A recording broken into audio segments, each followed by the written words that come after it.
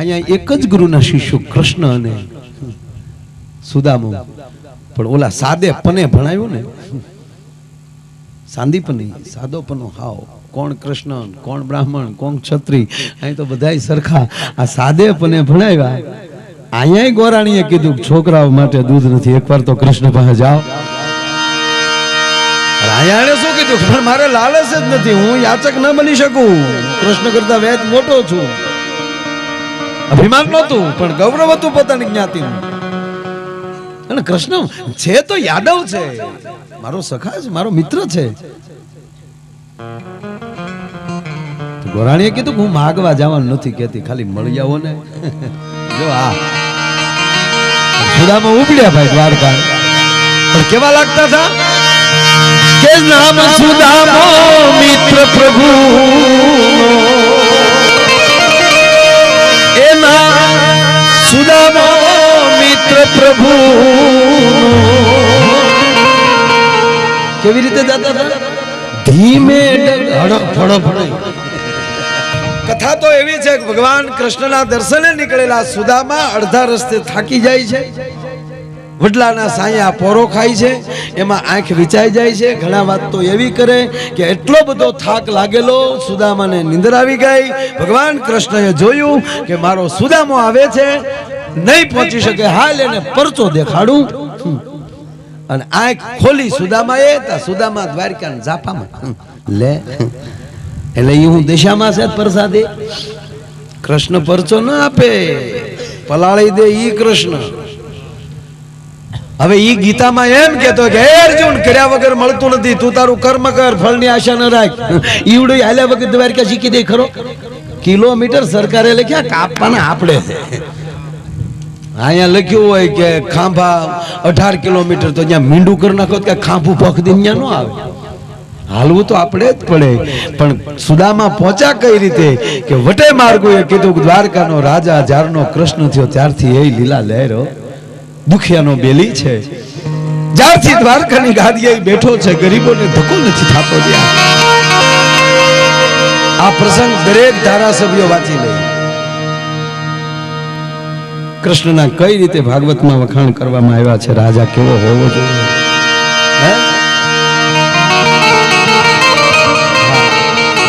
તમે સાંભળી લો, કંસ પણ રાજા ઓછો, એક પણ પ્રજાની ફરિયાદ નથી હો સાહેબ. કંસના રાજમાં, અરે લંકાના રાજમાં એક પણ લંકાની રયતની ફરિયાદ નથી સાહેબ. ભલે રાવણ હતો, બોલો ભલે કંસ હતો, આખું તમે ભાગવત વાંચી લો, ક્યાંય પ્રજા હેરાન થઈ હોય, હા હામો આવ્યો તો ખોબો ઉપાડ્યો છે કંસે. એમના પિતાને જેલમાં પૂર્યા, જે કાંઈ કથક પૂછી છે. કૃષ્ણ જવાબ નથી દઈએ ક્યાં કંસની સામે કે મેં મારા બાપને આ માટે જેલમાં પૂર્યો છે, તારી પાસે જવાબ? કૃષ્ણ કે મને આ ખબર જ નહોતી, તને અમર કર દઉં. કે અમર નથી થવું, તારા ઢીકે વયો જાવ, આમથી બીજું મળે હું ભલામાના. બોલ્યો છે કંસની, વાર્તાલાપ કર્યો છે ને, કંસે વાર્તાલાપ કર્યો છે. 2 વાર નીરુબાપુ સન્નાટો થયો છે, 2 વાર. એક વાર મહાભારતના યુદ્ધ વખતે ગીતા જ્ઞાન જ્યારે ભગવાન આપતા હતા ત્યારે 2 સૈન્યની વચ્ચે આમાં હોપો પડી ગયો હતો કે આ યુદ્ધને બદલે વશમાં હું આ વાર્તાલાપ આડ્યો. બધા કાન માનતા હતા. નહીંતર તમે સાંભળી લો કે આ તલવારની ખખડાટીઓ બોલતી હોય, એને બદલે બધું સ્તબ્ધ થઈ ગયું. આમ જેના આમ ભાથામાં વહી ગયો, હમણાં માથ રહી ગયો, સોટી ગયા બધા. ગીતા પૂરી થઈ ક્યાં સુધી હજળ થઈ ગઈ નથી. આપણે ઓલો ફિલ્મ સોટાડી દેતા, શંખ આમ જ શંખ રહી ગયા. એકને હક નહોતું દાદા દુર્યોધન. ઈ દાદા ભીષ્મના રથે આવીને કીધું છે કે હે દાદા ભીષ્મ, અર્જુન અને કૃષ્ણને કયો પોતપોતાના રથના ઠેકાણે વ્યા જાય. શું અત્યારે એને વાર્તાલાપ માંડ્યો છે, એને કયો પોતપોતાના રથ ઉપર વ્યા જાય. ત્યારે ભીષ્મ બોલ્યા છે સાહેબ, હે દુર્યોધન, તું તારા રથે વયો જા, નહીંતર અર્જુનની રાહ હું નહીં જોઉં. મારું મોત ન બગાડો દુર્યોધન. પછી દાદો ભીષ્મ એમ પોતાની દાઢી ઉપર હાથ નાખીને એટલું બોલ્યો કે હે દાતા, તે મને ગંગેય બનાવ્યો, એની કરતા કુંતે કેમ ન બનાવ્યો? તે જો મને કુંતે બનાવ્યો હોત તો આજ મારા નારાયણની વાણી સાંભળવાનો મને લાભ મળત. અને હે હવા, હે પવન, તું એક એવું ઝોકું માર કે નારાયણના શબ્દ મારા કાન સુધી આવે તો મારું મોત સુધરે. આ દાદો બોલ્યો મહાભારત.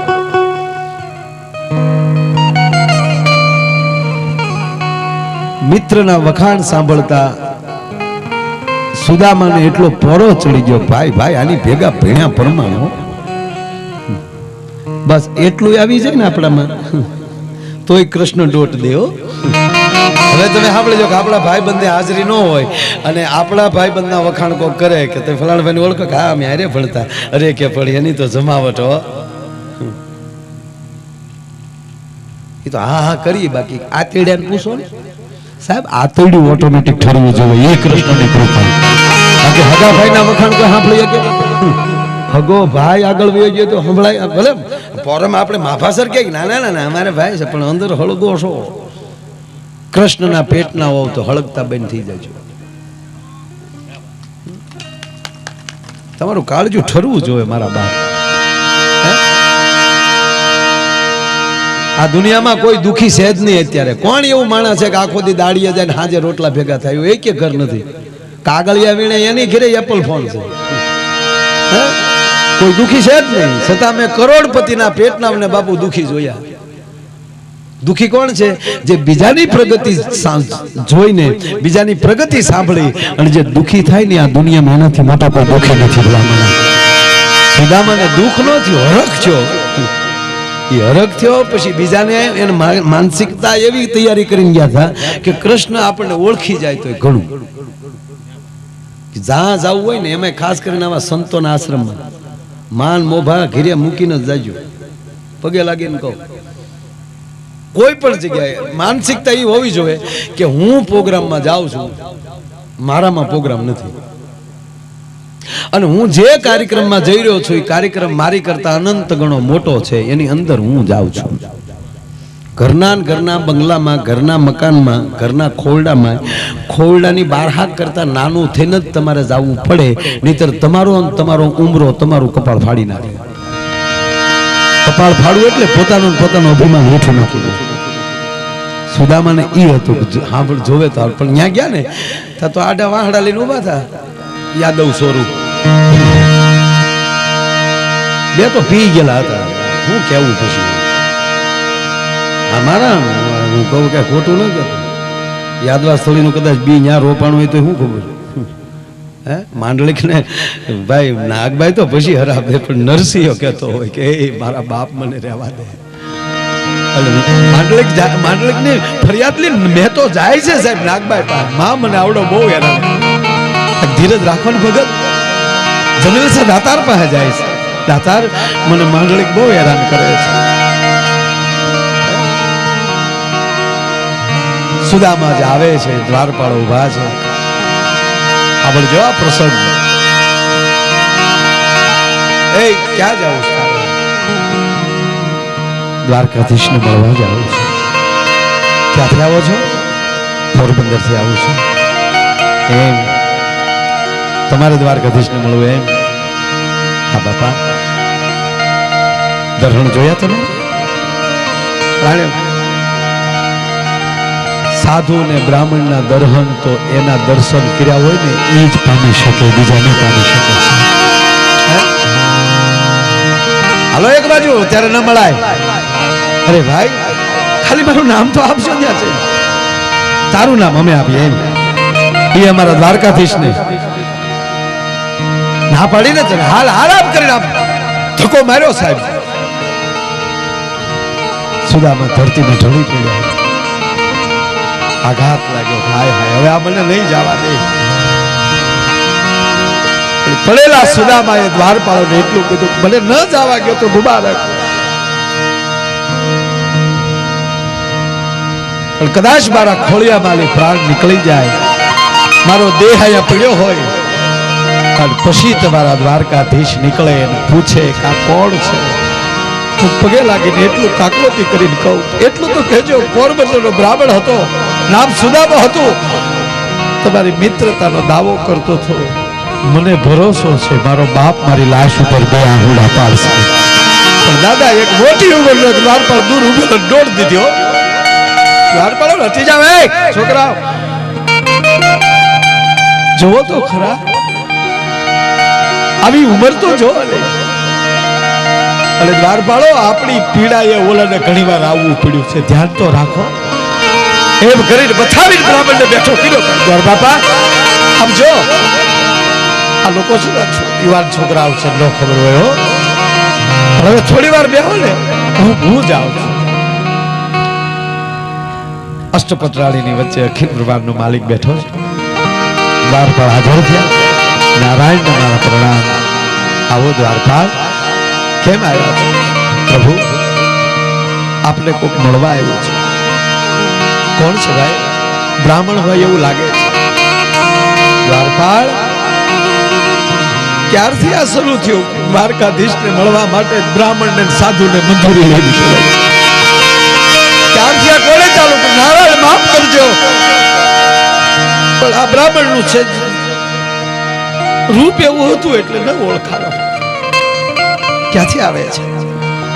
પોરબંદરથી આવે છે.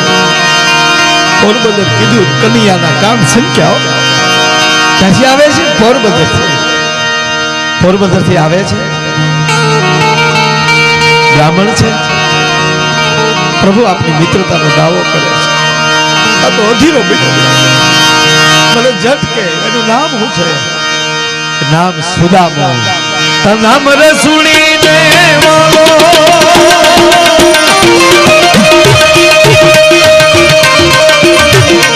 આજા દોઢ દીની પર માથા ઉપર મોરબી છૂટી ગયું, ખભા ઉપરની પિતાંબર પડી ગયું, ઉખાડા પગે ના સુદામા. સુદામા ક્યાં હતા? સુદામા જોઈ ગયા ભાઈ.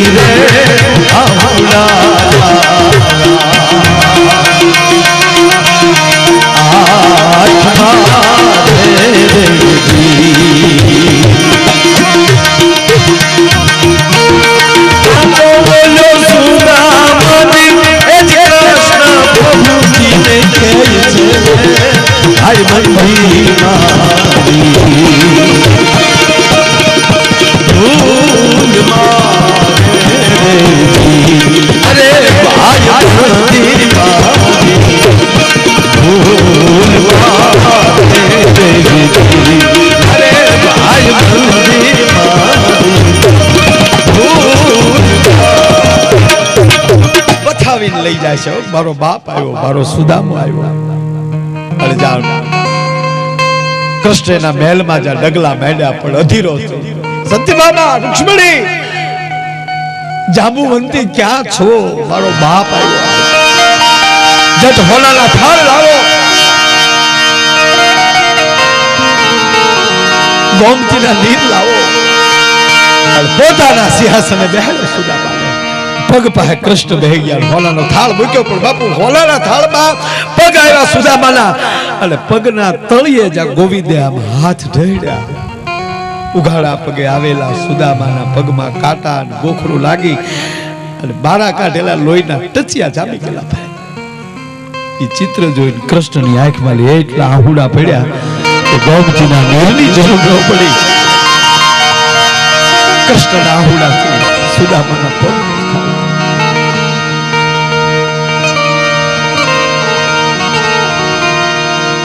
હાથ પગ છોડે એની સાત પટરાણી.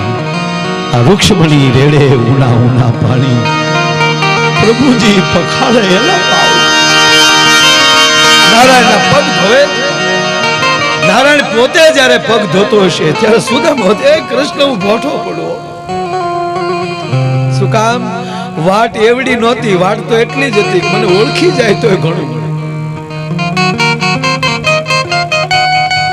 ખૂબ રોકાણા સુદામા. ચિત્ર તો છેલ્લે એવું આવે, ગોવિંદ હવે મારે જાવું જોઈએ. મારા બાળકો ગોરાણી મારી રાહ જોતી છે. કૃષ્ણ કહે છે કે એનો જીવ ત્યાં પહોંચ્યો.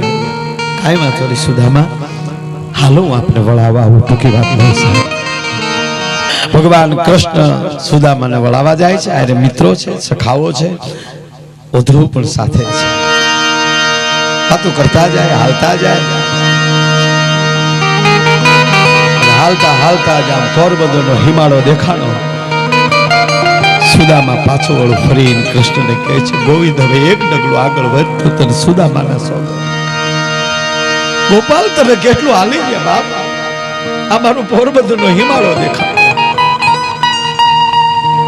સુદામાના સોગંદ સાંભળી ગોવિંદે બાવડું ફૂટ્યું. સુદામા હચવાણા નો હચવાણા,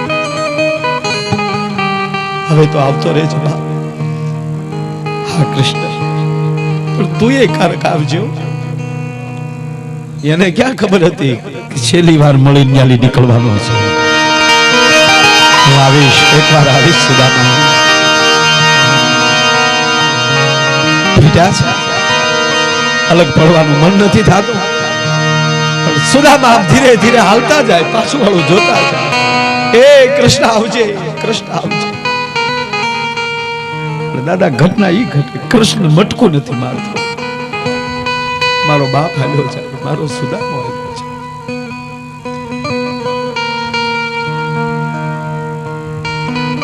ઉદ્ધવ કહે છે, ગોપાલ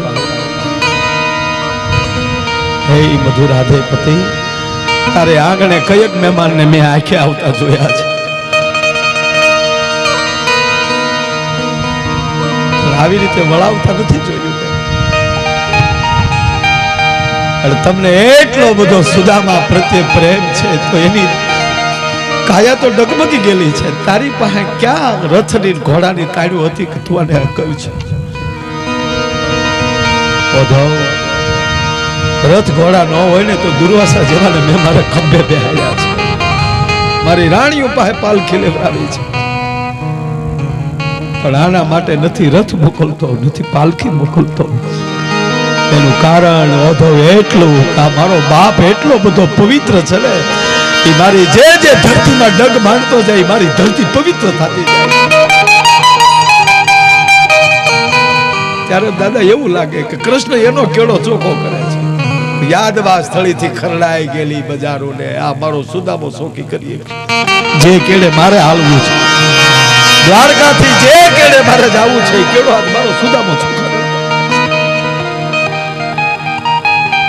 હા કૃષ્ણ, ભલે એને તમે હકો છો, પણ બીજી તો અમને ખબર છે કે તમે એને બધું પહોંચાડી દીધું છે.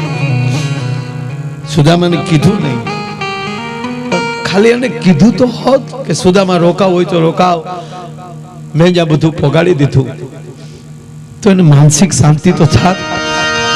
ત્યારે કૃષ્ણ રોઈ પડ્યા. ઉદ્ધવને ખંભે હાથ રાખીને એટલું કીધું કે ઓધા, એ ઓધા જાણે એને અમે જાણીએ. હું જાણું એને તમે જાણવામાં ધોખો કરી જાઓ છો. કારણ કે મારે આંગણે માગનાર માણા આવીને માગીનો એકતો હોય તો હું દાતાર કેમ કહી શકું કે મેં તને એટલી દીધી છે? ભલા